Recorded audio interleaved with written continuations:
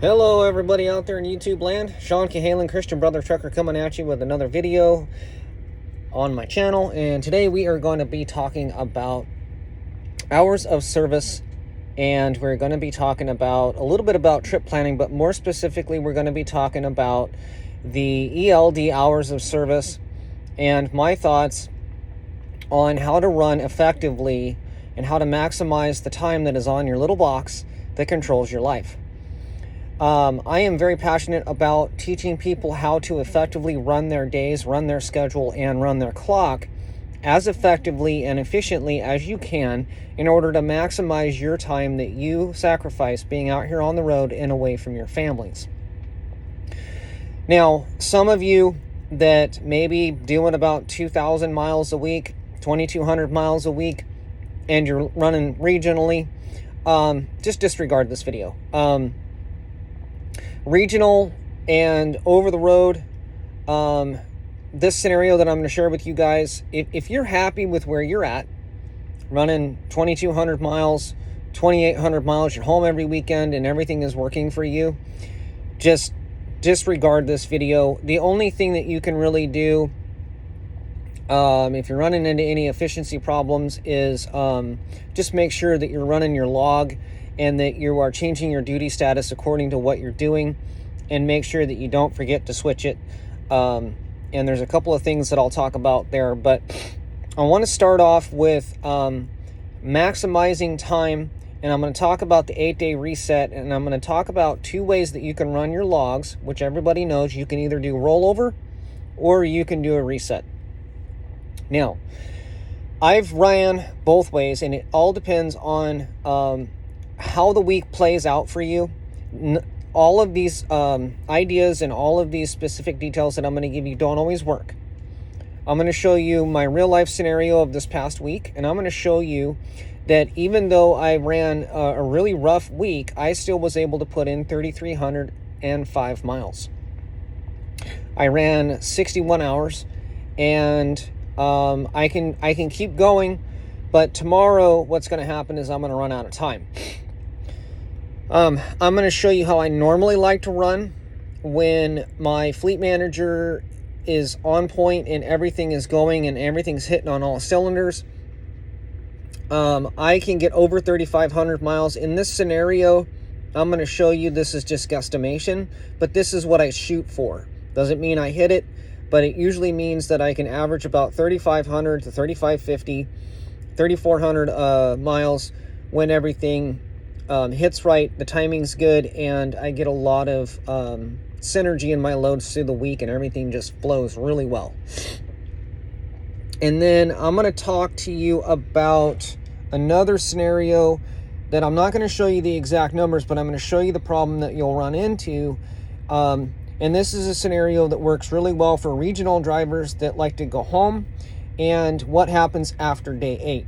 Everything hinges around what happens around day 8, because remember, folks, we're on a 8-day recap, not 7. There's been a lot of times when I've had to remind dispatch, don't tell me how to run my truck, because we're not talking about running 550 miles a day, because if you tell me to run 550 miles a day, I can't sustain that and not have to shut down and reset. So a lot of people don't understand, and they don't comprehend that it's not a 7-day recap, it's 8. So, because, and I'll show you on this log why it's that way. And like I said, a lot of people misunderstand this and get this wrong. Oh, it's probably not going to let me move my camera or flip it around. Anyway, so I'll just flip it around this way. No, maybe not. I'm having some technical difficulties here.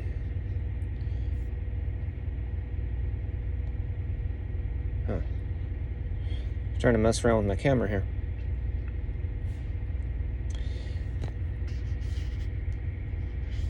Okay, so I'm not going to be able to flip the camera around for some odd reason.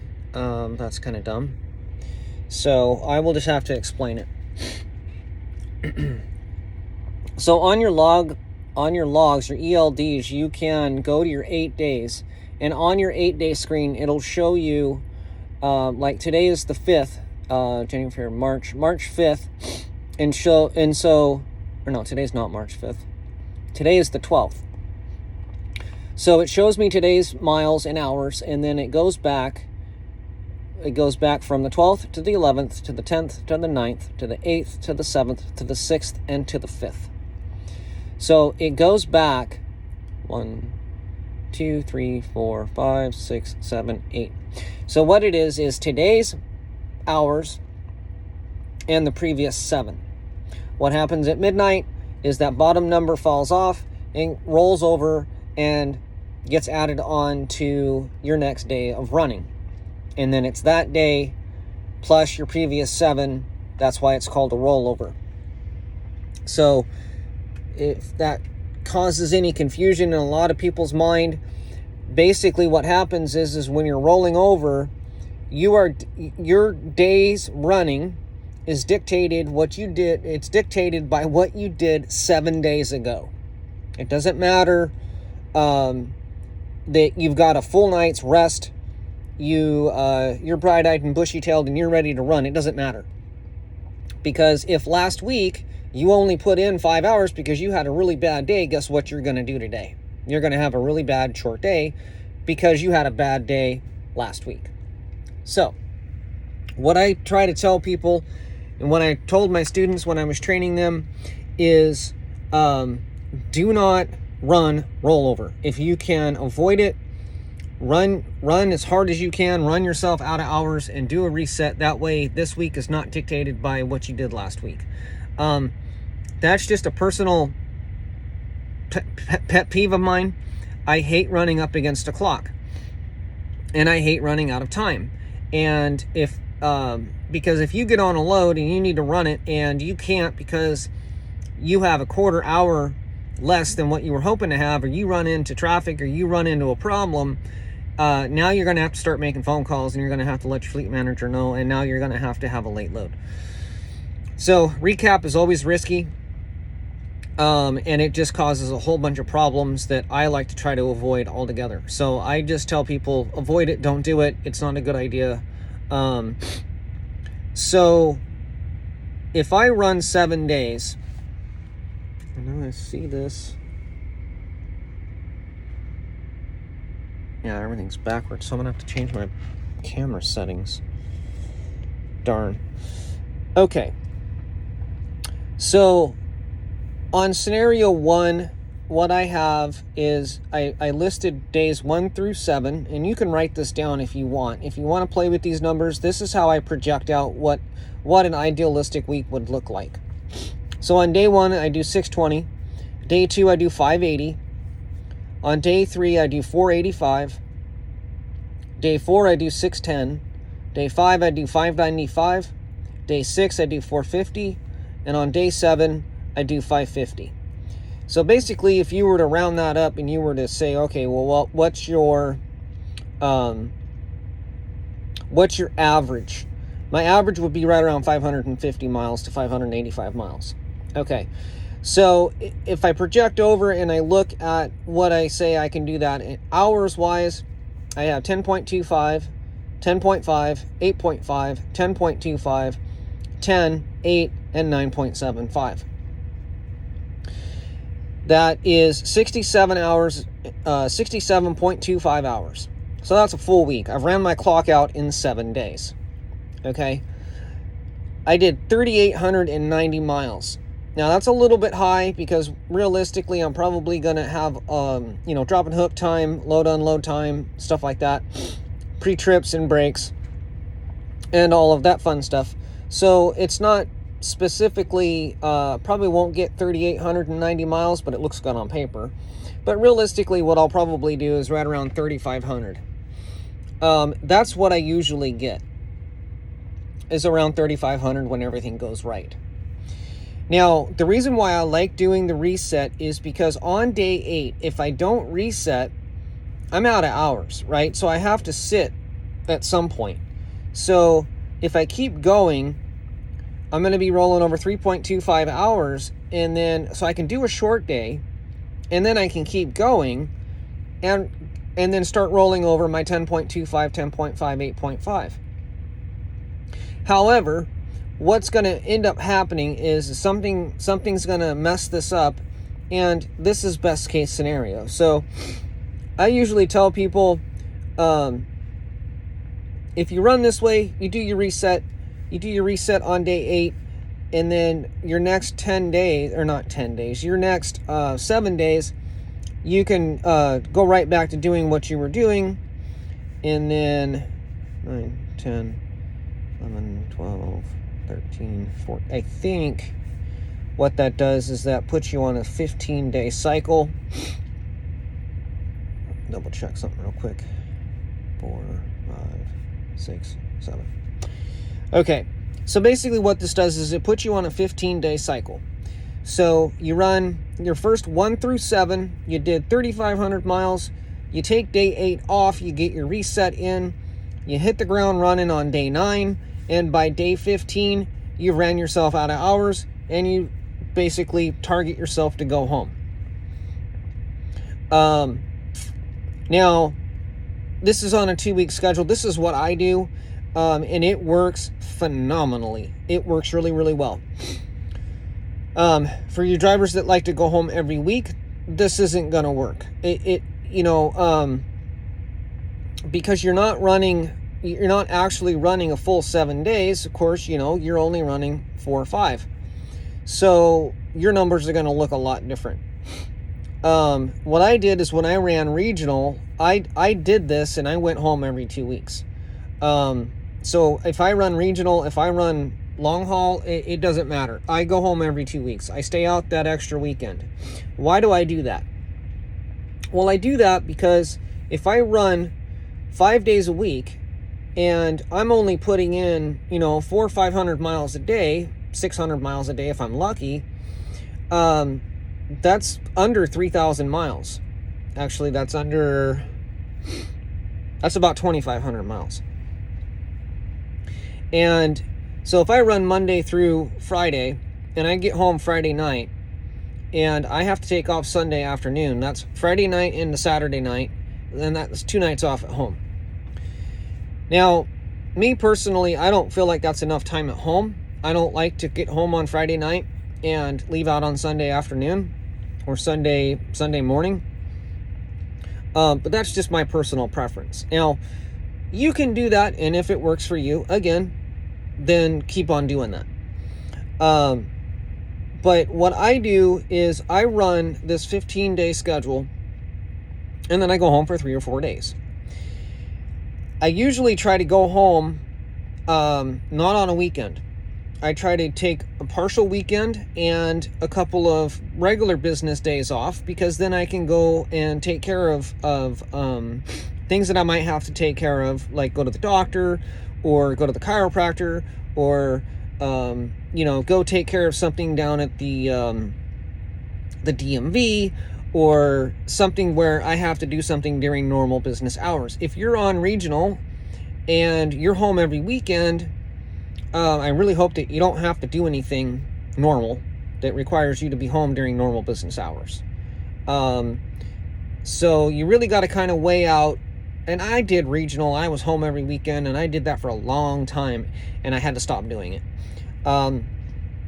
Because things come up, you have to go out and do things during normal business hours, and you just cannot do that when you're off on the weekends. It's good because you get the family time. Yes, your kids are at home. Yes, they're not in school. Yes. But I have found that if you're able to sacrifice that one weekend and you go ahead and run a little bit longer, you can still come home for 4 days and then go back out and run another 15, and you're actually taking the same amount of time off. And you're pulling in a lot more money for the family, and you're able to enjoy a weekend day or 2 weekend days. I take 4 days off. So it's a minimum of 3 to 4 days off. And I consistently I consistently run 2,800 to 3,400 miles a week. But I've been doing this a long time, and I've tried many different ways of doing this. So this last week, literally, this is what I did. These are the numbers that I've ran this last week, and I considered it a bad week. So day 1, 608 miles, 10.25 hours. Day 2, 426 miles, 8.5 hours. Day number 3, 494 miles, 9.75 hours. Day 4, 357, 6.25 hours. Day 5, 524 miles, 9.5 hours. Day 6, 537 miles, 9.25 hours. And day 7, 359 miles at 6.5 hours. A total of 61 hours, and I did 3,305 miles. And that was in 7 days. So now I'm down to 9 hours available. I can go into day 8. And if I want, I can start rolling over those hours. But again, what's going to happen is I'm going to get in the middle of that run. And so I have 9 hours available. And so I have plenty of rollover capability. Now, if you get really good at projecting out and looking at your rollover hours, and you have enough accumulated that you can continue to roll over, you have that option. I can do either way. I can reset, and then I can come out with a fresh clock, which I prefer to do because, like I said, if I run into this 6.25 hour day and I run hard and I actually burn up my 9 available plus my rollover, I'm going to get in trouble. Or I'm going to end up having to slow down and shut down anyway. So it'll be interesting to see what I do, because like I said, I can go either way right now. But my preference is, I think I might just go ahead and take a day off. I don't know. I've had some pretty slow days, so I'm not really sure what I'm going to do, to be honest with you. But I prefer to run hard, and that's just my mentality. I like to run hard. I have a strong work ethic, and I like to see how many miles I can rack up in a week. So, a couple of things that I want to cover about the Qualcomm. There's a couple of hints, tips, and tricks that I can give you to where, and a couple of rules that are in place that can help you hopefully get a few more miles out of the week. You know, if you're wondering, you know, how can you do 61 hours and end up with 3,305 miles? Well, that's because I wake up, I do 5 minutes for a pre-trip, and I start running. And when I start running, I don't shut down. I stop for fuel, and when I stop for fuel, I take my break at the same time. And I don't normally pull over and take my break until about 6 or 7 hours. And then I get back on the road and I start running again, and then I log 10 minutes for my post-trip inspection. So that's 15 minutes every day. That's required by DOT. And my fueling average, I don't put DEF on every time, so 10 hours for fuel. And depending on my loads, I don't always fuel up every day. And when I do my drop and hooks, this is crucial, folks. When you drop and hook, or when you're at the shippers and you're at the docks, there's two different things that you can do. And when you pull into the shipper, you pull up to the guard shack, put yourself in off duty immediately. You check in with the guard, because you're not really doing anything. You're just checking in with the guard. You're giving them a load number. You get back into your truck, and then you put it in yard move. When you put it in yard move, that is a DOT allowance that allows you to pull time from your on-duty clock instead of your drive clock. So if you're like me, I don't know. I sometimes I'll go to 2 shippers a day. I make sure that when I get to that guard shack and I move around in their yard, I'm pulling that from my 70-hour clock and not my daily drive clock. that's important because what that does is it makes it to where you maximize your daily drive time, even though you're still pulling it from your 70-hour bank. Now, if I didn't do that and I went into the shipper and I was messing around in their yard for Lord knows how long, I could ultimately end up clocking up to an hour every time I go into a shipper to drop and hook, bump a dock, do whatever I need to do, and all that messing around. Every time I pull this air brake, every time I set my brakes, I change what I'm doing on my logbooks, okay? You are required to log yard moves. You're required to log drop and hook. You're required to log scaling. And what I do, basically I'll give you a scenario of what I do when I get to a shipper. And in this scenario, I'm going to bump a dock and I'm going to wait for an hour, and then while they're loading me, and then I'm going to close my doors and I'm going to take off. And then in scenario B, I'm going to do a drop and hook, and I will walk you through what I do and why it works so effectively. Okay, in scenario 1, I'm going to pull into the shipper, and as soon as I get to the guard shack, I'm going to put my logs on off duty. I'm going to check in, I'm going to give them my load numbers. They're going to tell me what dock to go bump into. Okay, I get back into my truck, I put my log on yard move. So I'm going to pull the time from on duty and not driving for the day. Okay, so yard move, bump the dock, put it back into off duty. The reason why, and it doesn't matter, and if any of you guys don't understand this part, this is the most crucial part that you need to understand. You do not have to log while you're sitting at a dock.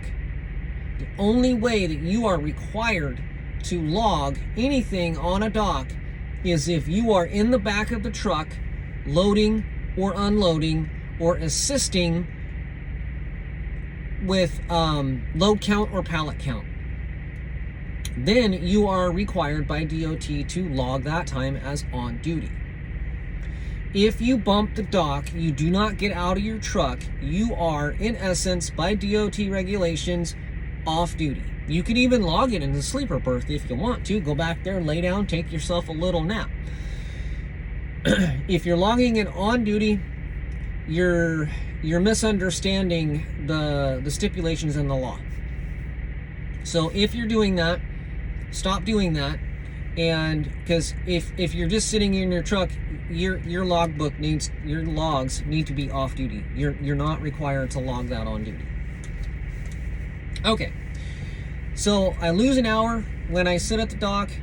When I get back into my truck, if I move my truck again, I'm going to put it back in yard move so that I'm pulling that time from my 70 and not from my driving for the day. So when I close my doors, I drive up to the guard shack, I put it back on off duty again, I check out with the guard. Some say that you have to log the time that you're walking into the shipping office and back out to the shipping office. I tend not to do that just because I haven't been called out on it yet. And if you do, I've been driving for 6.5 years. I've never had a DOT officer bring it up to me. I've never had them go that deep into my logging. They want to make sure that you're doing your pre-trips, your post-trips, and your fueling. That's it. Making sure you're taking your 10 off, taking your brakes, and everything else. They're just going to glance at your logs. And even upon further inspection, I've had level 3s, I've had level 2s, I've had level 1s. I've had my logs looked at up one side and down the other. And I've never been called out on anything. So in that scenario, basically, I lost an hour at the shipper, but I lost that not on the logs, right? So I got back on the road and I continued on and I put in 620 miles on my logs. I've done that before. It's very easy to do. And I didn't have to run all 11 hours. I usually don't run 11 hours. I usually shut down before my clock reaches about 10.25 hours. I'm shut down for the day. Now, of course, that's variable. It depends on if I'm driving in heavy traffic, blah, blah, blah. But I shoot for a minimum of 10 hours a day. Now, if I'm feeling spunky, I guess, I might go ahead and run a little bit longer, depending on where my truck stops are that I'm shooting for. If you run over, you have to stop the truck and put it into personal conveyance, and then go to PC and say that you're looking for parking. Okay, I'll cover that again here in a second, because I want to cover PC on a different here in a minute. Scenario 2, I'm showing up to a shipper. I'm going to do a drop and hook, and I basically just have to drop the trailer, swap it out, and then take off, right? So when I pull up to the guard shack, I'm going to put it in off duty. I'm going to give the guards my numbers, right? I'm going to come back out to my truck. They're going to tell me where to find the trailer, and I'm going to drop my empty. When I find my empty spot, again, I'm going to go into yard move. As soon as I find my empty spot, I'm going to back it into the empty spot. I'm going to set my brakes, and I'm going to put my logs on drop and hook. I'm going to go out, drop the trailer, disconnect, and I'm going to get back into the truck, and I'm going to put it back into yard move again. I'm going to push the brakes in. I'm going to go and find my load. I'm going to back up to that load, and then I'm going to put it back into, again, I'm going to put it into yard move, hook the trailer. When I get to the trailer, I'm going to pull the brakes, and I want to put it on drop and hook and PTI, pre-trip inspection. Every trailer that you pick up, you have to log a PTI. So I log both. I do drop and hook and PTI at the same time. Now, here's an ultra ninja tip for you. Okay, if you really want to kill your day and do really, really good, if it's at the very end of your day, when you hook to that trailer, you can do your drop and hook and pre-trip inspection, post-trip inspection at the same time, and then PC to the nearest truck stop. That's legal, by the way, allowed by DOT. So if you're at 8, 9, 10 hours, actually it's closer to 10, but because the DOT wants you to burn up your available hours if you have them. However, if you run over on your available hours at the shipper, you can PC to get to parking. The point is to say that you can do your post-trip, your official post-trip, at the shipper, and then continue to drive another, I'm not sure what the cutoff is. I think it's like 100 miles. But that was your post-trip for the day. Just make sure you check your fluids, check everything over, and you can call that your post-trip for the day. So the other thing that I want to talk about is personal conveyance. Personal conveyance, you can run your logs to about 10.5 hours, 10.75 hours, and pull over on an off-ramp for safety purposes. Do not pull over on the shoulder. I see way too many drivers doing that crap, and it really pisses me off. It is dangerous. Y'all, all of you out there, stop pulling over on the shoulder. Unless you absolutely have to, and unless it's an absolute emergency. Stop pulling over on the shoulder. You know how many trucks you've drove by that roll their trailer over, or their trailer slides off into the ditch because they're parking on the shoulder and it's soft and the trailer goes over or slides into the ditch or whatever? Unless you run something over and you think that you've killed somebody, don't pull over on the shoulder of the interstate or the highway. find somewhere to get your butt off the road, onto an on-ramp or an off-ramp, pull over on the shoulder on the off or on-ramp, and always keep an eye on the shoulder.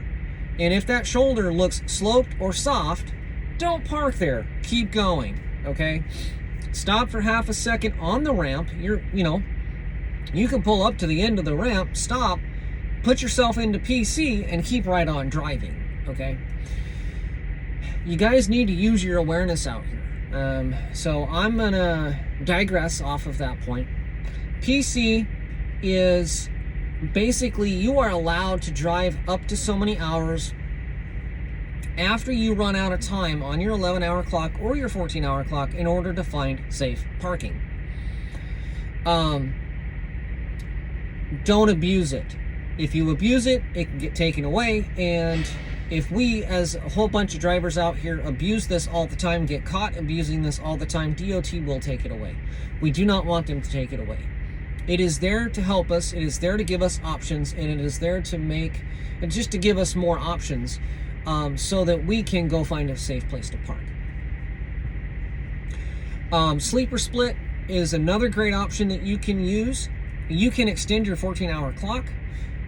There's a button on Omnitrax. I don't know about any other logging equipment out there, but you can split your sleeper berth, and you can stretch out your 14-hour clock. You can pause your 14-hour clock to complete your 10 hours of driving for the day. 11 hours of driving for the day. But for instance, if I drive for 5 hours and I pull over and I go to a shipper and I'm tied up at that shipper for 2 to 5 hours and I'm off duty or I'm in the sleeper, I can log it either way, right? When I'm done there, I can hit a button on my Omnitrax that will allow me to drive out my remaining 6 hours, and it pauses my 14-hour clock.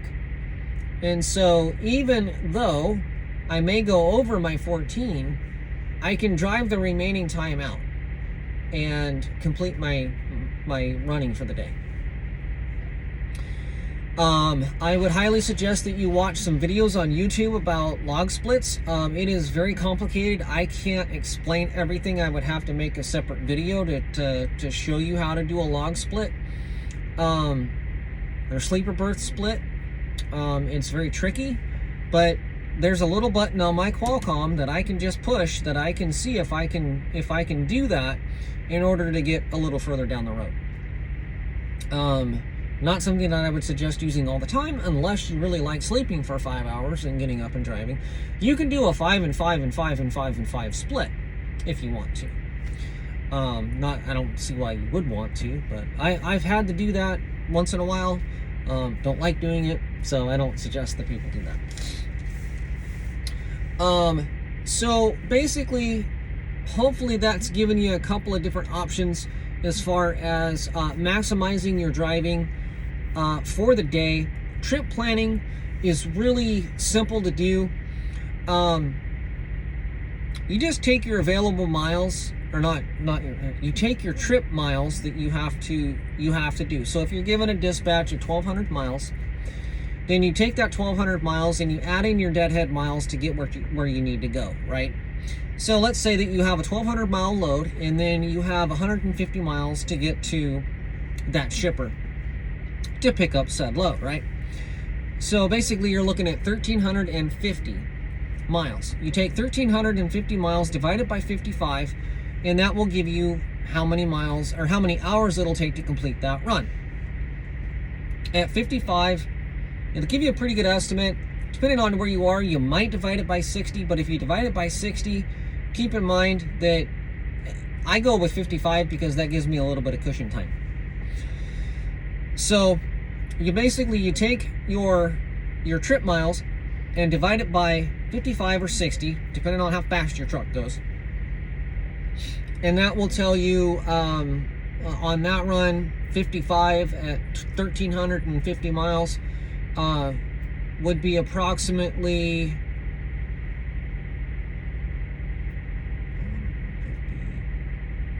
I'm gonna say 22 hours, but because I can't go into my calculator.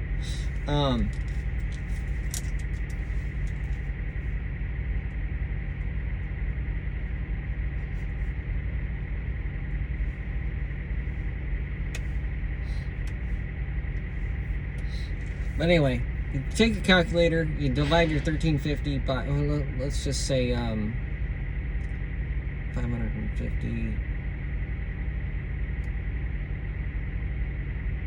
Well, I think 1,100 miles will give you 20 hours.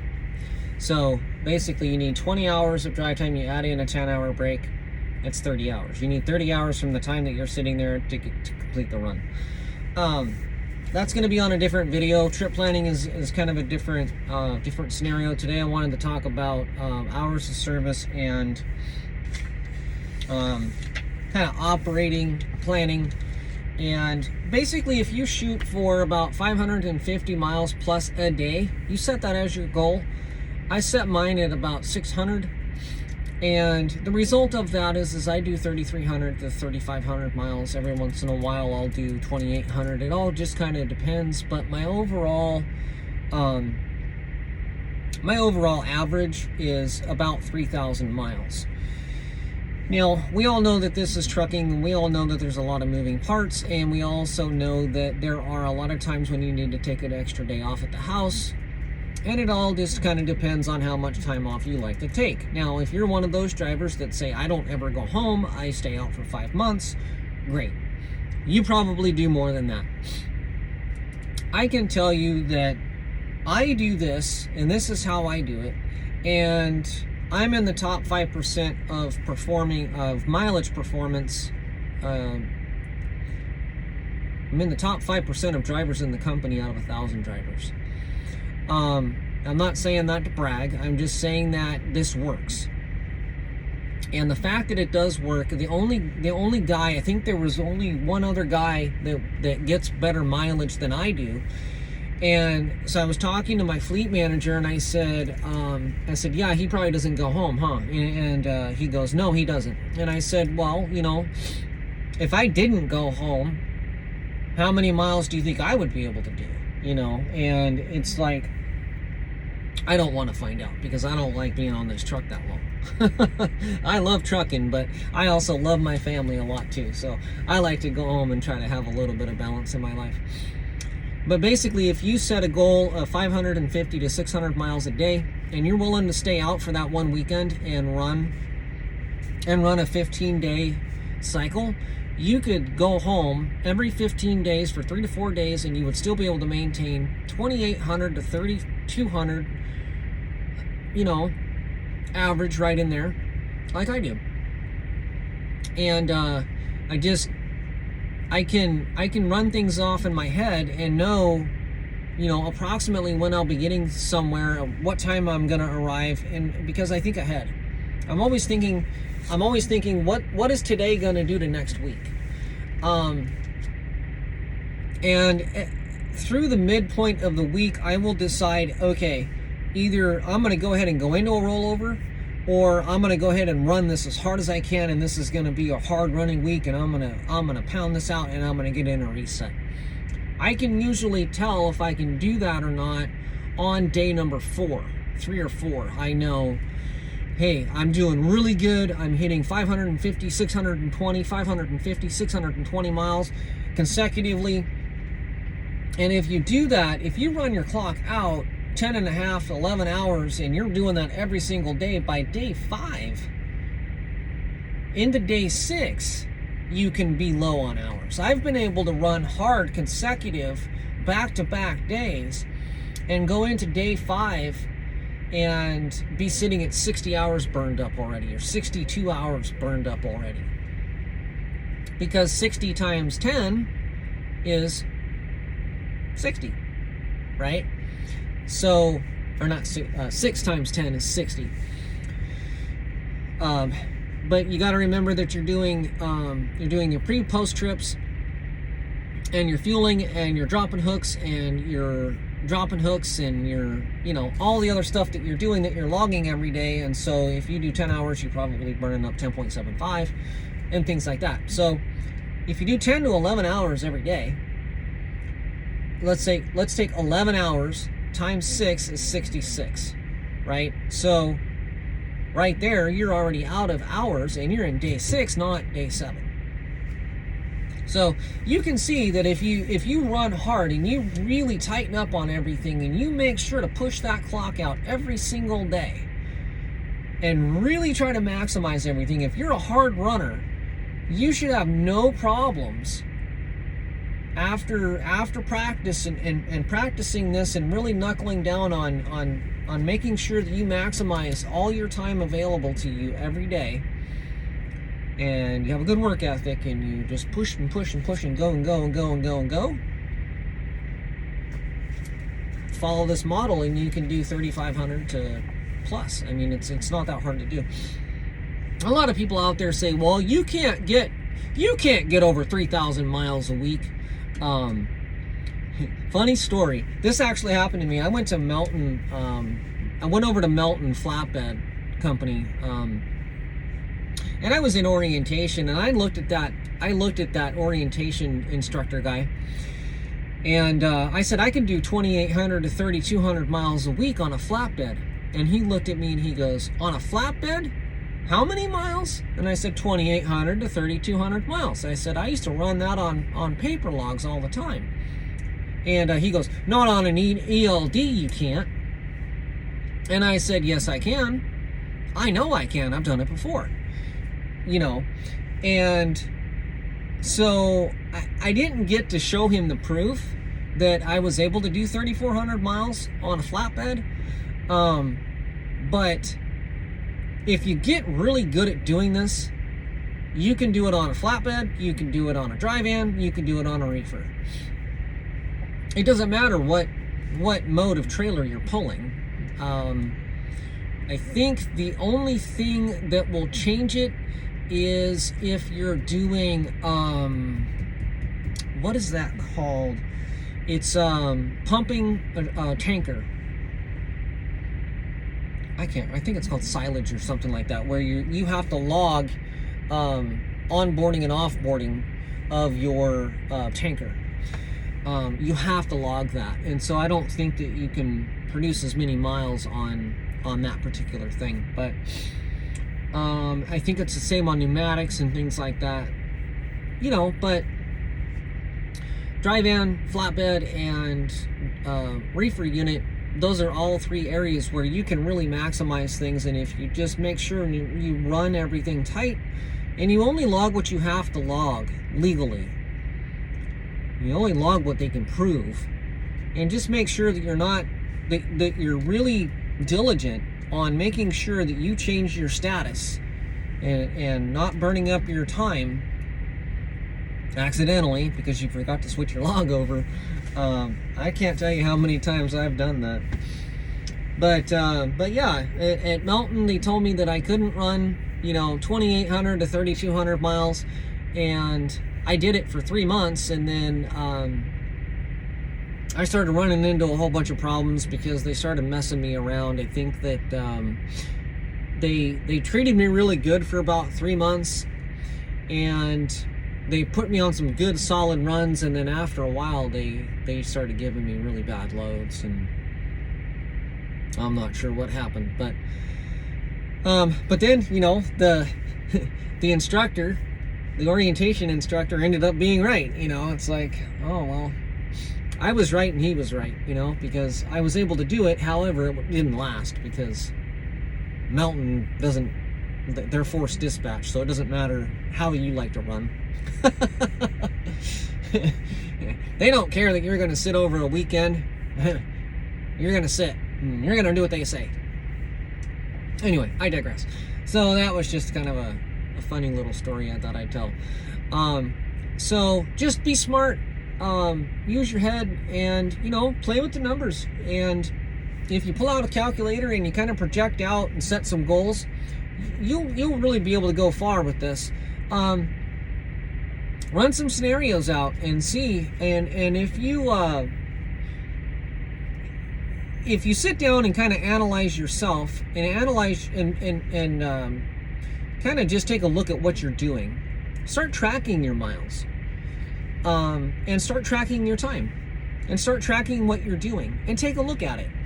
And you might be surprised at how much you can pick up and change and start to be a little bit more efficient and actually be able to make a little bit more money while you're out here on the road away from the family, because it's hard enough to be out here away from your family. It's even harder if you're not efficient, and it's just not worth it, because you could be doing better. And so if you follow kind of what I'm saying here, set some goals, do some projections, and talk with your fleet manager, talk with your operations manager, and let them know. Say, hey, give me some ideas on how I can better myself and produce better mileage. But what it's going to boil down to is, how efficient are you and how much are you sitting? When you deliver a load, you want to get under a load before you go and take your break. You don't want to deliver a load and then go to a truck stop. You don't want to deliver a load and then go to a restaurant. Everything that you do, you need to do under a load. That's another big hint that I'll give you that will maximize everything that you do. Any time off that you take, any showers that you take, anything that you do, you need to do it under a load. Once you deliver, your first thought should be, I need to wait on dispatch and don't move until I get another load to get under. And then once you're under a load, plan your stuff along your route, heading towards your delivery.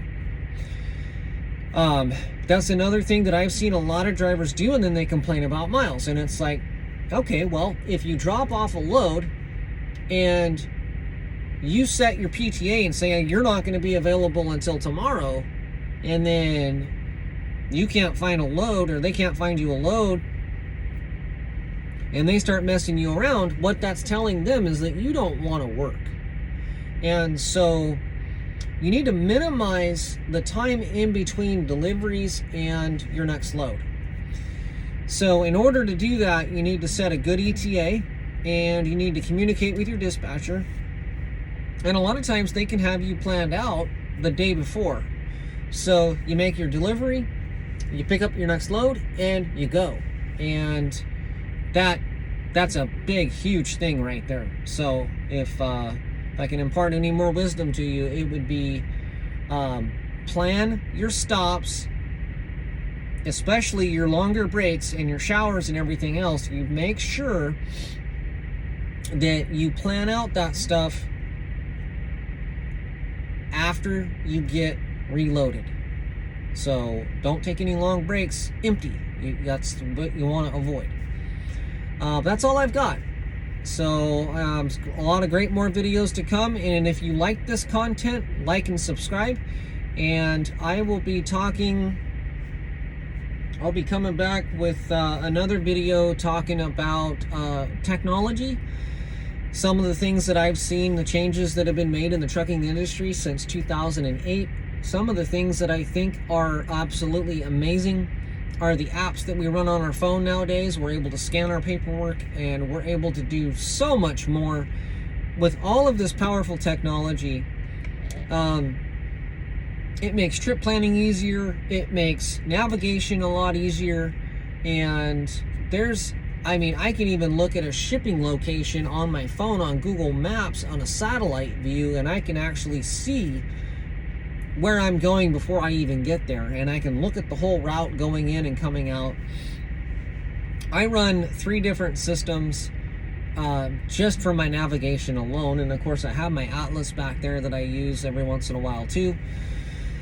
And so yeah, I'm going to be talking about technology. I think that technology is awesome. I think it's amazing, and as we progress forward into the future, there's going to be a lot more technological advances coming down.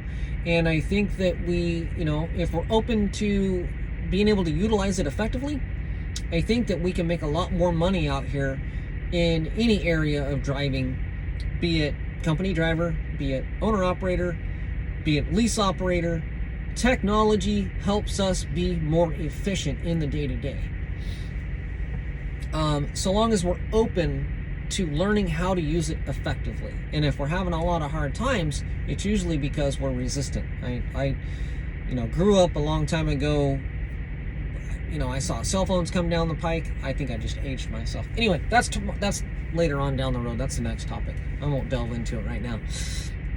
But I think that'll make a great video for later on down the road. So, thanks for watching. Like and subscribe, and there's lots more to come. Thanks. Have a great day.